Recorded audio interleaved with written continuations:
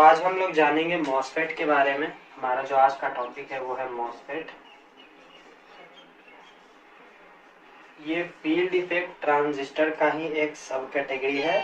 इसका नाम है metal oxide semiconductor field effect transistor, MOSFET. तो हम लोग मॉसफेट के बारे में जानेंगे। मॉसफेट क्या होता है, कैसे काम करता है, मॉसफेट का कंस्ट्रक्शन, वर्किंग, उसका एप्लीकेशंस और उसका कैरेक्टरिस्टिक्स, यही आज हम लोग जानेंगे। तो हमारा मॉसफेट के बारे में कुछ पॉइंट्स है जो हम लोगों को पहले सीख लेना है, और वो है metal oxide semiconductor field effect transistor, या फिर सिलिकॉन भी बोलते हैं। Metal oxide silicon field effect transistor बोलिए, सेमीकंडक्टर फील्ड इफेक्ट ट्रांजिस्टर बोलिए, एक ही बात है। Are a type of transistor, ये भी ट्रांजिस्टर फैमिली का ही मेंबर है, यूज्ड टू एम्पलीफाई और switch voltage in electronic circuits. मतलब इलेक्ट्रॉनिक या इलेक्ट्रिकल सर्किट्स जो होते हैं उनमें वोल्टेज को एम्पलीफाई करने के लिए या उसको स्विचिंग करने के लिए इसका इस्तेमाल किया था। ये भी एक वोल्टेज कंट्रोल्ड डिवाइस है। ये वोल्टेज कंट्रोल्ड डिवाइस तो है ही, इसके टर्मिनल्स पे वोल्टेज को कंट्रोल करके तो हम इसको ऑपरेट कर ही सकते हैं, लेकिन ये एक वोल्टेज कंट्रोल डिवाइस भी है, जैसे कि यहाँ पे लिखा है स्विच और एम्पलीफाई द वोल्टेज। तो ये दोनों है। एंड इसके पास भी 3 टर्मिनल्स होते हैं, ड्रेन, गेट, सोर्स, एक और होता है बॉडी, इसकी body. MOSFETs were invented to overcome the disadvantage passed by FETs. FETs के द्वारा कुछ डिसएडवांटेज फेस किए जाते थे, उनको ओवरकम करने के लिए MOSFETs को इन्वेंट किया गया था। सच एज क्या क्या थे वो disadvantages? Slow operation, switching speed बहुत कम थी, काफी धीरे काम करता था। हाई ड्रेन रेजिस्टेंस, जो ड्रेन रेजिस्टेंस था वो हाई था, जिसके वजह से हमारा एनर्जी वेस्टेज बहुत ज्यादा होता था। And moderate input impedance, input impedance moderate होने की वजह से भी, क्योंकि अगर हमारा इनपुट इम्पीडेंस हम लोग हाई रखेंगे तो हम लोग उसको लॉन्ग टर्म और हाई वोल्टेजेस एप्लीकेशंस के लिए भी इस्तेमाल कर पाएंगे। तो हमारे एफईटीज के साथ ऐसा नहीं था, पर मॉसफेट में ये सब दूर हो गया। इसके ये भी 2 टाइप का होता है, पी चैनल और एन चैनल। अभी हम लोग इसके सिम्बॉल्स को समझेंगे, कैसे बनाया जाता है इसका सिम्बॉल। तो ये हमारा जो है 2 टाइप का मॉसफेट होता है। सिंबल आप देख सकते हो, पी चैनल और एन चैनल। पी चैनल में एरो बाहर की तरफ और एन चैनल में एरो अंदर की तरफ। जो सेंट्रल हमारा लिंब है वो गेट है, ऊपर वाला ड्रेन और नीचे वाला सोर्स, और उसी तरह एन चैनल में भी है। तो अब हम लोग जो है इसके कंस्ट्रक्शन के बारे में समझेंगे, मॉसफेट का कंस्ट्रक्शन।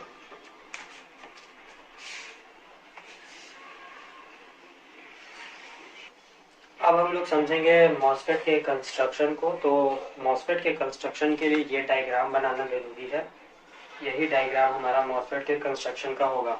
तो हम लोग इसमें पहला पॉइंट लिखेंगे, the construction of a MOSFET is a bit similar to FETs. मतलब जो हमारा मॉसफेट का कंस्ट्रक्शन है वो बिल्कुल एफईटी के जैसा ही है, एफईटी के जैसा है बस, लेकिन एफईटी जैसा नहीं है। दूसरा पॉइंट हम लोग लिखेंगे, an oxide layer is deposited on the substrate to which the gate terminal is connected.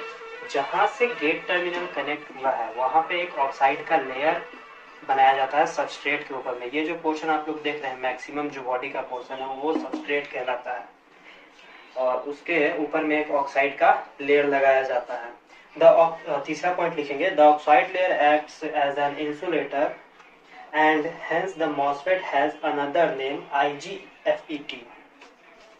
ये जो ऑक्साइड का लेयर है ये इंसुलेटर का काम करता है, ताकि यहाँ और यहाँ के बीच में जो पोर्शन है हमारा वो इलेक्ट्रिकली इंसुलेटेड हो। इससे इसका एक और नाम है, पता है, वो IGFET है, insulated gate field effect transistor. MOSFET का ही नाम है। तो अगर आप लोग MCQ में पूछ दे तो घबराना नहीं है, ब्रैकेट में लिख लेना IGFET,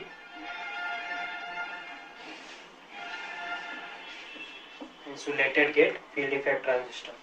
चौथा पॉइंट हम लोग लिखेंगे, in the construction of MOSFET a lightly doped substrate is diffused with a heavily doped region। मतलब कि एक सबस्ट्रेट होता है जो कि लाइटली डोप्ड होता है और उसको हेवीली डोप्ड रीजन्स के साथ जो है हमारा डिफ्यूज किया जाता है। तो ये जो दोनों रीजन्स है वो हेवीली डोप्ड है और ये लाइटली डोप्ड है। तो जो हमारा हेविली डोप्ड बेस है, मतलब ये जो दो पोर्शन आप देख रहे हैं ये दोनों हेविली डोप्ड है, ठीक है। तो इन्हीं दोनों हेविली डोप्ड रीजन्स में से हमने सोर्स और ड्रेन को एज एन आउटपुट लिया है। तो इसको हम लोग लिखेंगे the two types of base are heavily doped with an N type impurity which is marked as N plus in the diagram. यही है हमारा।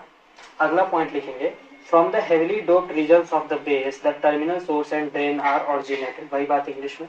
नेक्स्ट पॉइंट हम लोग लिखेंगे the layer of the substrate is coated with a layer of silicon dioxide for insulation. यहाँ पे जो silicon dioxide की लेयर है उससे इसको कोटिंग किया जाता है ताकि इलेक्ट्रिकली इंसुलेटेड रहे, शॉर्टिंग नहीं हो। और गेट और हमारे सबस्ट्रेट के बीच में सबस्ट्रेट जो है। अगला पॉइंट लिखेंगे a thin insulated metallic plate is kept on top of silicon dioxide and it acts as a capacitor. ये जो सिलिकॉन डाइऑक्साइड है ना, इसके टॉप पे एक पतला सा मेटल का प्लेटिंग होता है। जब इसमें करंट पास करता है तो ये नीचे वाला, ये ऊपर वाला हमारा मेटालिक शीट और नीचे वाला हमारा कंडक्टिव रीजन मिलके दोनों कैपेसिटर का काम करता है। और सिलिकॉन डाइऑक्साइड हमारा क्या करता है, डाइलेक्ट्रिक का काम करता है। अभी आगे समझेंगे हम लोग वर्किंग में कैसे काम करता है। अगला पॉइंट लिखेंगे the gate terminal is brought out from the thin metallic plate. इसी मेटालिक प्लेट से हमारा गेट टर्मिनल को निकाला जाता है। अगला point A DC circuit is then formed by connecting a voltage source between the two N-type regions. जब इन दोनों N-type regions के बीच में हम वोल्टेज सोर्स लगाएंगे तो एक डीसी सर्किट का निर्माण हो जाएगा, ठीक है। यहाँ पे एक हमारा पीएन जंक्शन है और यहाँ पे एक हमारा पीएन जंक्शन है, बिल्कुल एफईटी की तरह ही है और इसको भी वैसे ही कंट्रोल करेंगे हम लोग। अगला पॉइंट लिखेंगे, डायग्राम बनाना मत भूलिएगा। The voltage at gate controls the operation of the MOSFET. Gate पे जो हम लोग वोल्टेज सप्लाई देंगे उसी से हम लोग मॉसफेट के ऑपरेशन को कंट्रोल करेंगे।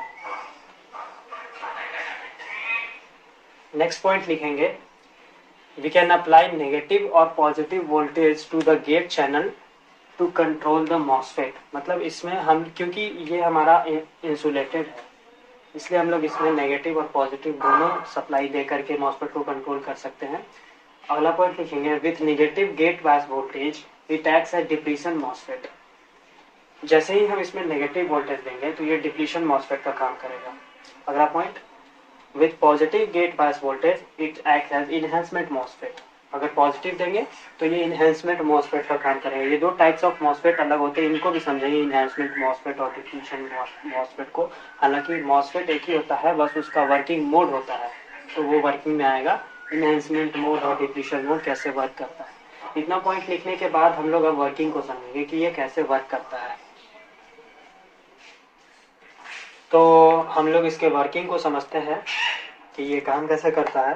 The working of the MOSFET depends upon the MOS capacitor formed at the semiconductor surface at the below oxide layer.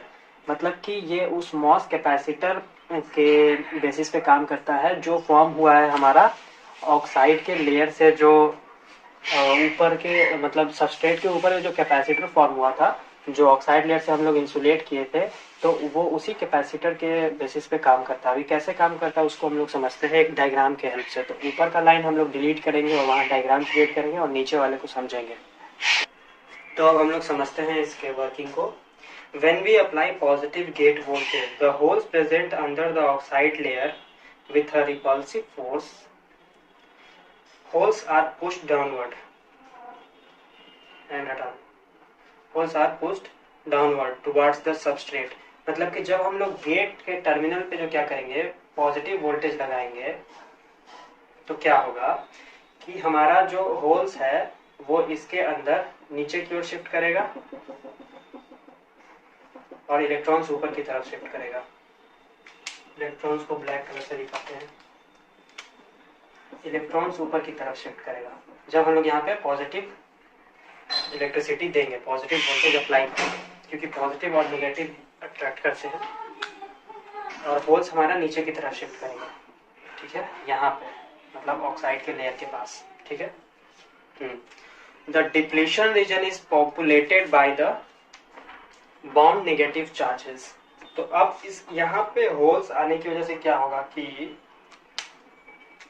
हमारा जो डिप्लीशन लेयर दो फॉर्म हो रहा था यहाँ और यहाँ, इलेक्ट्रॉन्स यहाँ आने लगेंगे सबस्ट्रेट वाले, जो सबस्ट्रेट में इलेक्ट्रॉन्स के नंबर्स थे वो यहाँ आएंगे, और ये n+ जो हमारा बेस था उसके भी इलेक्ट्रॉन्स यहाँ एलोकेट होने लगेंगे। इसके वजह से क्या होगा कि यहाँ पे एक कंडक्टिंग चैनल क्रिएट हो जाएगा और ड्रेन और सोर्स के बीच में हमारा करंट फ्लो स्टार्ट हो जाएगा।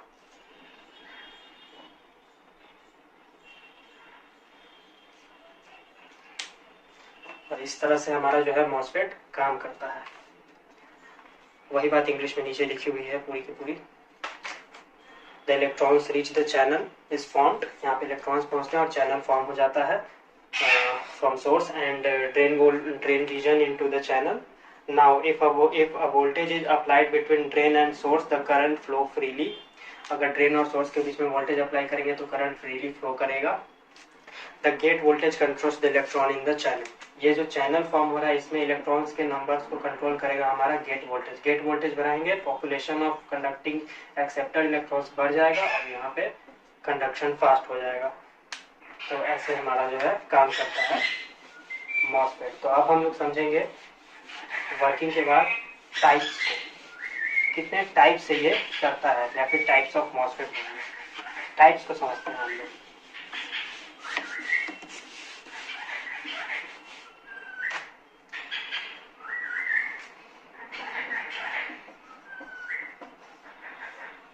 टाइप्स ऑफ मॉसफेट, तो दो टाइप का हमारा मॉसफेट जो है वो काम करता है। दो टाइप से, दो टाइप का होता है। On the basis of working there are 2 types of MOSFET. पहला हमारा है इनहैंसमेंट मोड, दूसरा है डिफ्यूजन मोड। अब हम लोग इन दोनों को समझेंगे।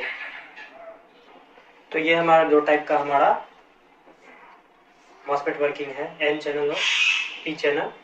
इसमें हमारा सबस्ट्रेट P है, इसमें सबस्ट्रेट N है, और इसमें हमारा जो चैनल वाला है वो N है और इसमें P है। बस इतना ही डिफरेंस होता है। इसको NMOS भी कहते हैं, इसको PMOS भी कहते हैं। अब हम लोग समझेंगे मॉसफेट के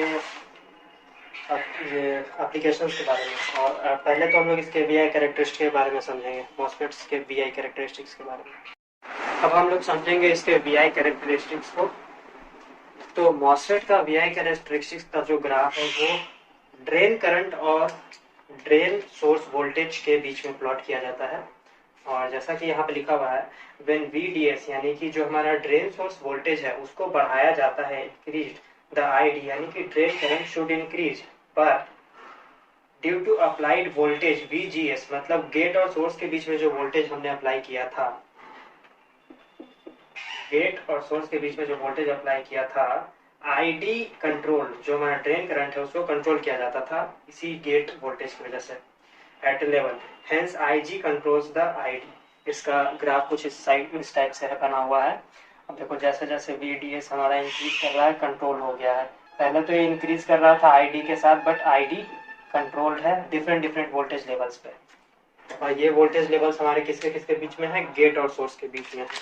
तो ये हमारा जो था मॉसफेट का VI कैरेक्टरिस्टिक्स था। और अब हम लोग मॉसफेट के कुछ एप्लीकेशंस के बारे में समझेंगे।